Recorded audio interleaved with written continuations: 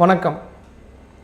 ஒரு நட்பு தொடர்றது அப்படின்றது 3 விஷயங்களை அடிப்படையாக கொண்டு.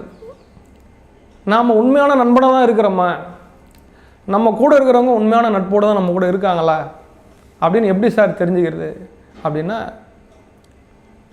உண்மையான நட்பு காம்ப்ரமைஸ் பண்ணிக்கும், பரவாயில்ல விட்டு கொடுத்து பொருந்தி போகும். உண்மையான நட்பு நம்பும். அதுக்கப்புறம் உண்மையான நட்பு ரெஸ்பெக்ட் பண்ணும், நமக்கு மரியாதை கொடுக்கும். அப்போது எது நம்ம நம்புதோ, எது நமக்கு மரியாதை கொடுக்குதோ, எது நம்ம கூட அளவலாவி ஒன்றாக கலந்து விடுகின்றதோ அதுக்கு பேர் தான் நட்பு. இந்த குவாலிட்டிஸ், இந்த தன்மைகள், இந்த தகுதிகள் நம்மக்கிட்ட இருக்கா, நம்ம உண்மையான நண்பனாக இருக்கும். நம்ம நண்பர்கிட்ட இது இருக்கா, அவர் நம்மக்கிட்ட உண்மையான நண்பனாக இருக்கிறார் அப்படின்றத நம்ம புரிஞ்சுக்கலாம். அதனால் ஏன்னா இந்த காலத்தில் எந்த திருவள்ளுவர் 5 அதிகாரங்கள் நட்பை பற்றி சொல்கிறார். அவ்வளோ முக்கியமானது நட்பு. அதனால் இப்போது பல்வேறு சூழல்களை நம்ம சென்று பணி செய்ய வேண்டிய வாய்ப்பு இருக்குது, படிக்க வேண்டிய வாய்ப்பு இருக்குது, தங்க வேண்டிய வாய்ப்பு இருக்குது, பயணப்பட வேண்டிய வாய்ப்பு இருக்குது.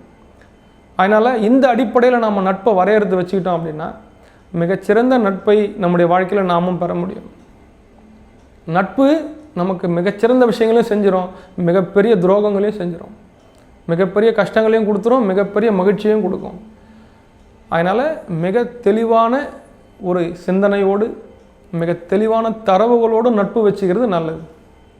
எங்கே நம்பிக்கை இருக்கோ, எங்கே மரியாதை இருக்கோ, எங்கே விட்டு கொடுக்குற தன்மை இருக்கோ, அதுதான் உண்மையான நட்பு என்பதை புரிந்து கொண்டு நட்பு செய்வோம், நட்பை ஆளுவோம். நன்றி.